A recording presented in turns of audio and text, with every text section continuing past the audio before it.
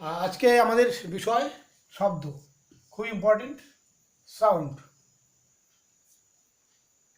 এই কতগুলো শব্দের উদাহরণ আমি দিয়েছি এখানে, যেমন হাততালির শব্দ, কথাবার্তার শব্দ, সঙ্গীতের শব্দ, এছাড়াও ওম, এটা একটা শব্দ, ওম। তো এই অধ্যায়ে আমরা কীভাবে এই শব্দ কী, কীভাবে শব্দ সৃষ্টি হয়, শব্দের ব্যবহার কী, শব্দ কীভাবে এক স্থান থেকে অন্য স্থানে যায়, বিভিন্ন প্রকারের শব্দ, ঠিক আছে, এগুলো নিয়ে আলোচনা করব। তো প্রথমে দেখা যাক কীভাবে সৃষ্টি হচ্ছে। শব্দের সৃষ্টি কীভাবে সৃষ্টি হয়, শব্দের সৃষ্টি কীভাবে হয়? অ্যাকচুয়ালি কম্পনের ফলে, কোনো বস্তুর কম্পনের ফলে শব্দ সৃষ্টি হয়। কম্পন, যেমন কথাবার্তার শব্দ, আমাদের কথা বলি তার কম্পনের ফলে সৃষ্টি হচ্ছে। বা এই ধরা যাক কত থালাবাটি যদি বাসনপত্র যদি হাত থেকে পড়ে গেল, হ্যাঁ, তখন শব্দ হচ্ছে, হাত থেকে মাটিতে পড়ে গেল। তো শব্দ এখানে হচ্ছে কীভাবে? কম্পনের ফলে। যে থালাবাটিটা পড়ে যাচ্ছে, এই থালাবাটিটা মনে করো হাত থেকে পড়ে গেল, এখানে পড়ে গেল, তো এখানে যে এটা পড়ে যাওয়ার পর একটা কাঁপবে, কম্পনের ফলে একটা শব্দ সৃষ্টি হবে। ঠিক সেরকম আমাদের কথাবার্তা যখন বলি আমরা, তখন আমাদের ষড়যন্ত্রের, আমাদের ফুসফুসে বায়ুটা যখন আমাদের ষড়যন্ত্র আছে গলায়, ষড়যন্ত্রে যখন কম্পনের সৃষ্টি করে, তখনই শব্দ আমাদের কথাবার্তা হয়। তো এই হচ্ছে শব্দের সৃষ্টি। এখন আমরা ঠিক যথারীতি যেভাবে পড়ি, আমরা যে বিষয়টা পড়ি সেই বিষয়ে একটা সংজ্ঞা দেওয়ার চেষ্টা করি। তাহলে সংজ্ঞাটা কী হবে, শব্দের সংজ্ঞাটা কী হবে? সংজ্ঞাটা এইভাবে দেবো, সংজ্ঞাটা ডেফিনিশন সংজ্ঞাটা হচ্ছে যে কোনো কম্পনশীল, সব চার প্রকার শক্তি যা কোনো কম্পনশীল বস্তুর দ্বারা সৃষ্টি হয়ে জড় মাধ্যমের মধ্য দিয়ে, স্থিতিস্থাপক জড় মাধ্যমের মধ্য দিয়ে অগ্রসর হয়ে আমাদের কানে শ্রবণের অনুভূতি জাগায়, এই শক্তিটি হচ্ছে শব্দ। বোঝা গেল? তাহলে শব্দ কী, সৃষ্টি, শব্দ কী, সংজ্ঞা, এগুলো আমরা পড়লাম।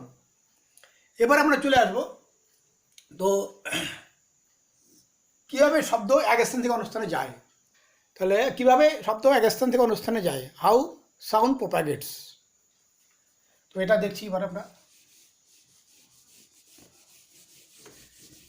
এটা আমরা ভেবে দেখাবো যে শব্দের সৃষ্টি হয়, আমরা জেনেছি যে কোনো বস্তু কম্পনের ফলে।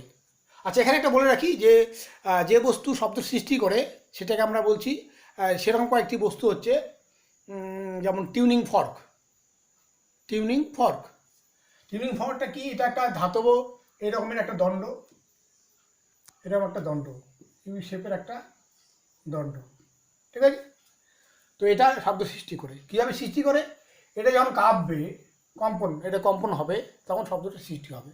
তো দেখা যাক এটা কম্পনের ফলে যে শব্দটা হলো, সেটা কিভাবে আমরা শুনতে পাই, আমাদের কানে, মানে কীভাবে শোনা যায়।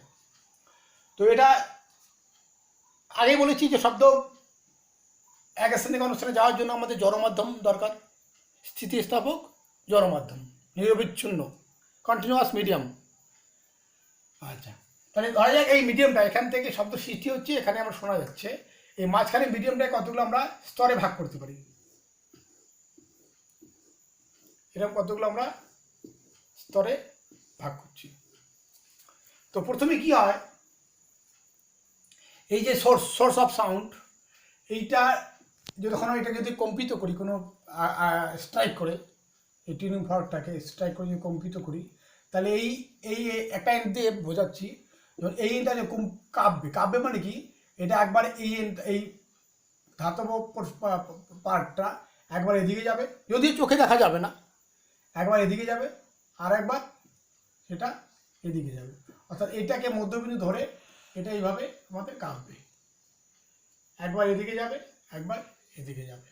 যখন ধরা যাক কোনো সময় এটা এদিকে গেল, তো সেই সময় এদিকে যাওয়ার ফলে সেটা মাধ্যমের স্তরের কণাগুলোর উপর চাপ সৃষ্টি করবে, অর্থাৎ স্তরগুলো এখানে খুব ঘন সন্নিবিষ্ট হবে, কম্প্রেশন, এটাকে বলছি কম্প্রেশন বা ঘনীভবন বাংলায়।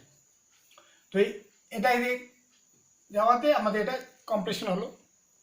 আবার পরের স্টেপে দেখো, আবার যখন এটা এদিকে যাবে তখন কি হবে, তখন এই কম্প্রেস পার্টটা আমাদের এখানে চলে যাবে, আর এখানে এটা এই দণ্ড এই প্রান্তটা এদিকে গেলে তাহলে এখানে আবার আমাদের চাপটা সরে যাবে, প্রেশারটা, তাহলে এই স্তরগুলো আবার এখানে ফাঁকা থাকবে। ঠিক আছে, একটু ফাঁকা ফাঁকা স্তর থাকবে, এটা একটু ফাঁকা করে দিই, এরকম স্তর থাকবে। নেক্সট আবার এদিকে আসবে, তাহলে আবার এটাকে চাপ দেবে, তার নেক্সট স্টেপে এটা আবার চাপ হবে, এটা আবার কম্প্রেশন হবে। ততক্ষণে এই কম্প্রেস পার্টটা আমাদের এই পার্টটা কোথায় যাবে, এখানে যাবে, আর এই কম্প্রেস পার্টটা আমাদের এখানে যাবে। দেখো সাউন্ডটা এখান থেকে শুরু হচ্ছে, আস্তে আস্তে এখান থেকে এখানে, আবার এখান থেকে এখানে, পরের বার আবার যখন এদিকে যাবে এই পার্টটা আবার আমাদের মানে তনু ভবন, এটাকে তনু ভবন, কম্প্রেসটা কমে যাবে, কম্প্রেশনটা কমে যাবে, তখন এই পার্টটা যাবে এখানে, এই পার্টটা যাবে ফাঁকা, আর এই পার্টটা যাবে কম্প্রেস পার্টটা এখানে। তো এই তাহলে কোথায় যাচ্ছে, এখান থেকে এখানে, এখানে এখানে, তাহলে আমরা এটা শুনতে পাচ্ছি। অর্থাৎ শব্দটা আমাদের এখান থেকে হচ্ছে বিভিন্ন to and fro motion, tuning ফর্কের, এটা আমরা এখানে শুনতে পাচ্ছি। তাই এইভাবে শব্দটা আমাদের যাচ্ছে। তাহলে আমরা দেখলাম কিভাবে শব্দ এক স্থান থেকে মাধ্যমের মধ্য দিয়ে আমাদের অন্য স্থানে যায়। তো এটাকে আমরা এখানে লিখে করে দিচ্ছি, এইটাকে প্রথমে কম্প্রেশন, তারপরে রেয়ারফ্যাকশন, এটাকে বলছে রেয়ারফ্যাকশন, আবার কম্প্রেশন, হ্যাঁ, আবার রেয়ারফ্যাকশন, আবার কম্প্রেশন। ঠিক আছে, তো এবার আমরা শুনলাম।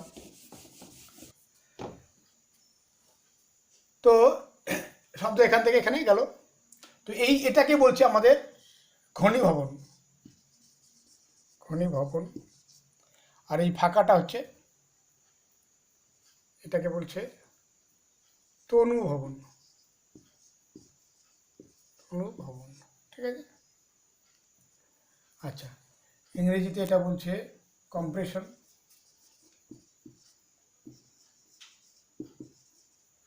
আর এটা হচ্ছে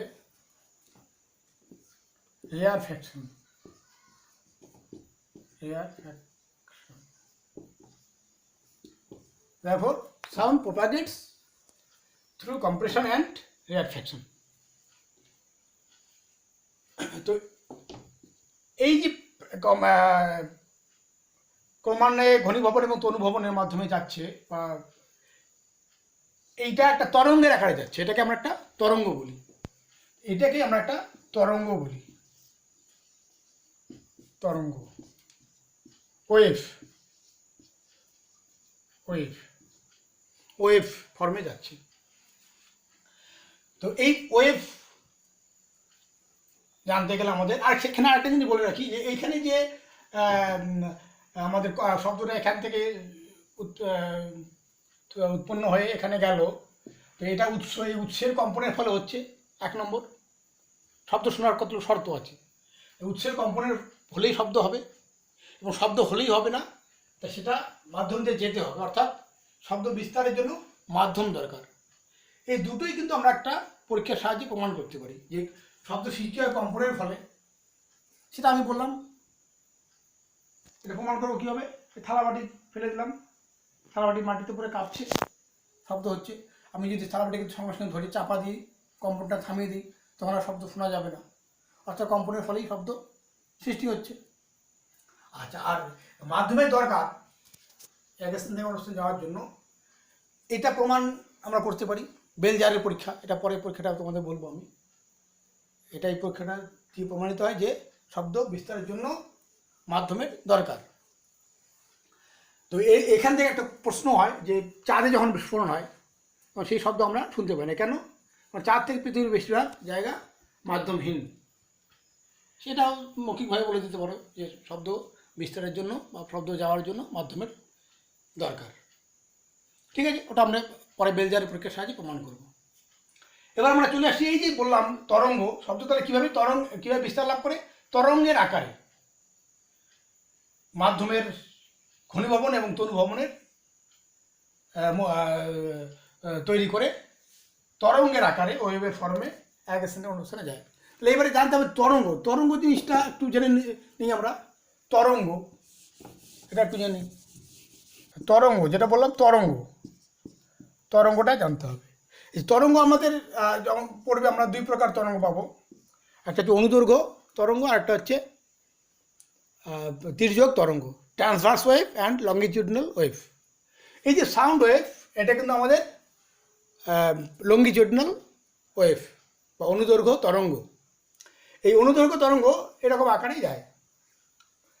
তাহলে দুটো তরঙ্গ, তাহলে একটা অনুদৈর্ঘ্যটা কীভাবে যাচ্ছে? এরকমভাবে যাচ্ছে, আর যেটা আমাদের তির্যক তরঙ্গ সেটা যাবে, কিন্তু সেটা যদি আমি দেখাই সেটা এর সময় এরকম ফর্মে আমরা তরঙ্গকে দেখাতে পারি। তরঙ্গ এই ফর্মে যায় এক স্থান থেকে অন্য স্থানে। তো এই দুটো তরঙ্গ, এটা আর এই দুই প্রকার তরঙ্গই মধ্যে পার্থক্য আছে। এই অনুদৈর্ঘ্য তরঙ্গ এটা আমাদের শব্দ তরঙ্গ, আর যে তির্যক তরঙ্গ এটা উদাহরণ হচ্ছে আমাদের আলো। তো এই তরঙ্গ নিয়ে আর একটু আমরা আলোচনা করব। তো এই তরঙ্গের জানতে গেলে কিছু জিনিস আমাকে জানতে হবে। তাহলে তরঙ্গ কী জিনিস যেটা বোঝা গেল, যে মাধ্যমের কণাগুলোর কম্পন বা আন্দোলনই হচ্ছে তরঙ্গ। অর্থাৎ মাধ্যমের কণাগুলোর কম্পন, এই যে কম্পন টু অ্যান্ড ফ্রো, কম্পনের ফলেই তরঙ্গের সৃষ্টি হয়।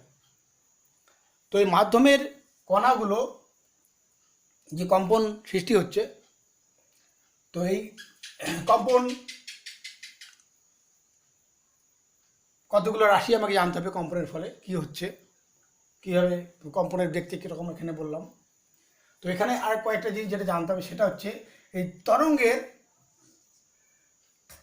থাকবে কি থাকবে? তরঙ্গ দৈর্ঘ্য ওয়েভ লেন্থ, এটাকে ল্যামডা দিয়ে আমরা প্রকাশ করব। আর একটা থাকবে কম্পাঙ্ক, এই রাশিগুলো আমাদের জানতে হবে, এটা আমরা এন দিয়ে রিপ্রেজেন্ট করব। ফ্রিকোয়েন্সি আর তীব্রতা বা এটাকে আমরা ইন্টেন্সিটি দিয়ে আই দিয়ে রিপ্রেজেন্ট প্রকাশ করব। এই কয়েকটা, তো এই কয়েকটা কী জিনিস এটা আমরা দেখাচ্ছি এভাবে। এটা দেখাতে গেলে আমরা এখানে বলে দিচ্ছি, এখানে বলে দিচ্ছি, সুবিধা হবে। তো এই তরঙ্গ আমি অনুদৈর্ঘ্য তরঙ্গ দিয়ে বোঝাচ্ছি। তো অনুদৈর্ঘ্য তরঙ্গের এই যে পর দুটো ঘনীভবনের কম্প্রেশন পার্টের যে দূরত্ব, এই দূরত্বটা হচ্ছে ল্যামডা, তরঙ্গ দৈর্ঘ্য বলে। ঠিক আছে। আর কম্পাঙ্ক কাকে বলবো? কম্পাঙ্ক হচ্ছে 1 সেকেন্ড সময়ে যতটা এরকম কম্পন হয়, number of oscillation per second. তাহলে কম্পনটা কি এখানে বুঝিয়ে দিচ্ছি। তাহলে এটা এখান থেকে আবার এখানে গেল এ পয়েন্ট, আবার এটা মনে করো ও পয়েন্ট, এটা আবার বি পয়েন্ট। তাহলে এখান থেকে এখানে গেল, আবার এখান থেকে এখানে, আবার এখানে। তাহলে এখান থেকে যদি শুরু করি, তাহলে এখান থেকে এখানে যাবে, আবার এখানে আসবে, তাহলে একটা অসিলেশন বা একটা কম্পন হবে। তো সেটা কীভাবে দেখবো? সেটা আমরা এই ছবিতে ভালো বুঝবো। এটা হচ্ছে কীভাবে ভালো বুঝবো, ধরো এটা আমার এখান থেকে শুরু হলো, তাহলে এখান থেকে যাবে, এখান থেকে এখানে, এই একটা কম্পন, এইটুকু পার্ট হয়তো মধ্যে একটা কম্পন। ঠিক আছে, একটা কম্পন হলো, কারণ এই মোশনটা এখান থেকে এই পার্টটাকে যদি এখানে নিয়ে নিই, এই পার্টটা এখানে নিয়ে একটা কম্পন হলো, আবার নতুন করে শুরু হলো, তাই না? এই পার্টটাকে যদি আমরা এখানে নিয়ে যাই, এই পার্টটাকে এখানে, তাহলে এই পুরো এখান থেকে এখানে যাওয়া মানে একটা পুরো একটা মোশন, পুরো বৃত্তীয় মোশন। আমরা জানি যে এটাকে আমরা রৈখিক বৃত্তীয় গতি এক প্রকারের, সেটাকে আমরা বৃত্তীয় গতি দিয়ে প্রকাশ করতে পারি। তাহলে একটা কমপ্লিট অসিলেশন মানে একটা পূর্ণ বৃত্তীয় গতি। আর বৃত্তীয় গতি মানে এখান থেকে এখানে, এই প্রশ্ন এখানে দিলে একটা বৃত্ত কমপ্লিট হলো। তাহলে এখানে এই বিন্দু কণা, এই বিন্দু এখান থেকে এখানে যাওয়া মানে একটা পূর্ণ কম্পন হলো। ঠিক আছে, পূর্ণ কম্পন এটাকে ধরবো, পূর্ণ কম্পন। আবার এই তখন এই এই যে বিন্দু দুটো এটা এটা, তখন বলবো যে এই বিন্দু দুটো আমাদের সমদশায় আছে, সেম ফেজে আছে। অর্থাৎ এটাও এটা স্টার্ট করবে নেক্সট টাইম, এটাও এখান থেকে স্টার্ট করবে, সেম ফেজে আছে। তাহলে it is the number of oscillation per second, that is called frequency আর কম্পাঙ্ক। তো এবার চলে আসি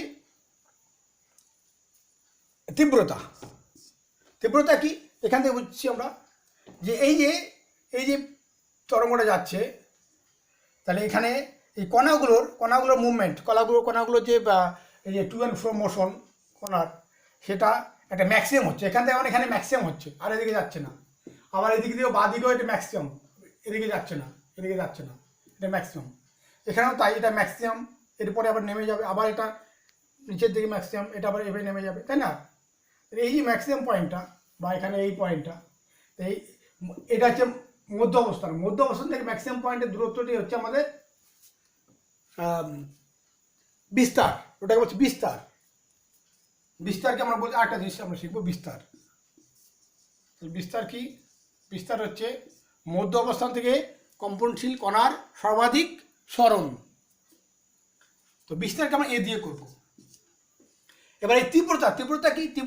তীব্রতা সমানুপাতিক এই বিস্তারের সমানুপাতিক, মানে বর্গের সমানুপাতিক। তাহলে তীব্রতা জেনে নিলাম। তাহলে কী জানলাম? তরঙ্গ কি, কীভাবে তরঙ্গকে প্রকাশ করা হয়, এইভাবে তির্যককে এইভাবে, অনুদৈর্ঘ্যকে এইভাবে। আর এই তরঙ্গের যে টার্মগুলো, যে কোয়ান্টিটিগুলো আমাদের জানতে হবে। এগুলো জানতে হবে। পরবর্তী আরও আমরা জানবো যে তরঙ্গ দৈর্ঘ্য আর বেগ, আবার বেগ আরেকটা আছে, বেগ জানবো, কম্পাঙ্ক জানবো। কারণ এখান থেকে কম্পাঙ্ক আবার পরে শিখবো আমরা, কম্পাঙ্ক আবার 1/t, এটার উপরে যেমন নিউমেরিক্যাল থাকবে। এই টিটা কি? টিটা হচ্ছে তোমার টাইম পিরিয়ড বা পর্যায়কাল। It is the time for one complete revolution বা ওয়ান কমপ্লিট অসিলেশন। ঠিক আছে? অর্থাৎ এখান থেকে এখানে যে সময়টা লাগছে, অর্থাৎ কোণাটাকে এখান থেকে এখানে আসতে যে সময়টা লাগছে, যত সময়, সেটি হচ্ছে ওয়ান কমপ্লিট অসিলেশন। তার জন্য সেই সময় সেটি হচ্ছে টি, টাইম পিরিয়ড। তাহলে ফ্রিকোয়েন্সি ইজ ইকুয়াল টু 1/টাইম পিরিয়ড। এই ফর্মুলা থেকে একটা অঙ্ক থাকবে। আবার এরকম একটা ফর্মুলা পাবে, ভি ইজ ইকুয়াল টু, এরকম একটা ফর্মুলা পাবে, V is equal two N lambda. এখানে ভিটা কি? তরঙ্গের বেগ, ভেলোসিটি অফ দ্য ওয়েভ। এটা হচ্ছে কি? এন, তরঙ্গের বেগ। এটা হচ্ছে এন ইন্টু তরঙ্গ দৈর্ঘ্য। এখান থেকে অঙ্ক থাকবে, এগুলো সব অঙ্ক থাকবে এখান থেকে। পরে বলে দেবো, 2-1 কোথাও যদি সময় হয়। অঙ্কের জন্য আমি আরেকটা ক্লাস করবো। আচ্ছা, তাহলে এটা এভাবে আমাদের গেল। এখানে আরেকটা জিনিস বলে রাখি যে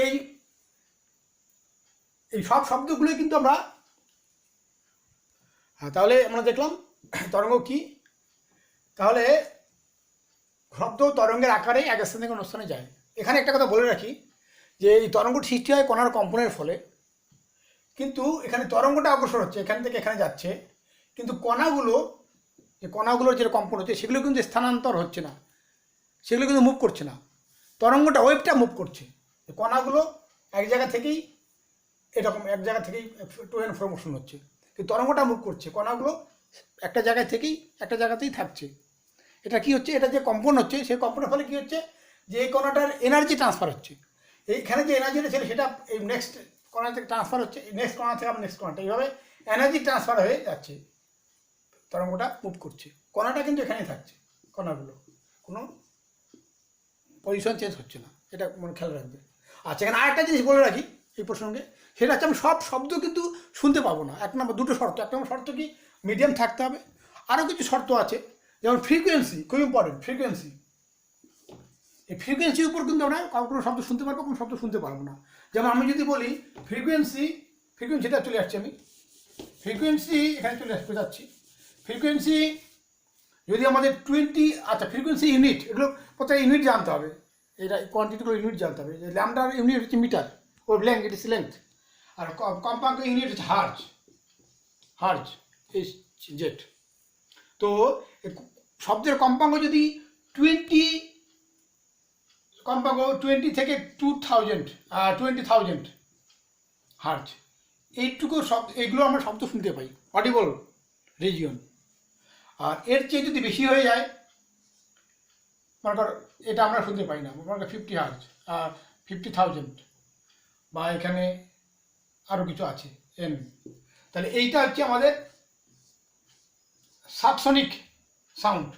মানে 20, যদি ফ্রিকোয়েন্সি 20 হয় তাহলে সেই শব্দটা আমরা শুনতে পাবো না। আবার যদি ফ্রিকোয়েন্সি 20,000 বেশি হয় সেটাও আমরা শুনতে পাবো। এটা হচ্ছে সুপারসনিক সাউন্ড। এটা হচ্ছে সাবসনিক, এটা হচ্ছে অডিবল সাউন্ড। ঠিক আছে? তো এই সাবসনিক কিন্তু আমরা শুনতে পারে, যেমন বিড়াল শুনতে পারে। মানুষের জন্য অডিবল হচ্ছে এটা ফ্রিকোয়েন্সি রেঞ্জ হার্জ। আর যেমন এটা সুপারসনিক, এটা অ্যাবাভ 20,000 হার্জ। এটা যেমন তিমি, বাদুর এটাকে রিয়েলাইজ করতে পারে। ঠিক আছে? তো এটা আপাতত আজকে এই পর্যন্ত থাক। নেক্সট ডে আমরা ডিটেলস বেলজারের পরীক্ষাটা পড়বো, তারপরে আমরা শব্দের আর ক্যারেক্টারিস্টিক্স অফ দ্য সাউন্ড এগুলো পড়বো। ঠিক আছে?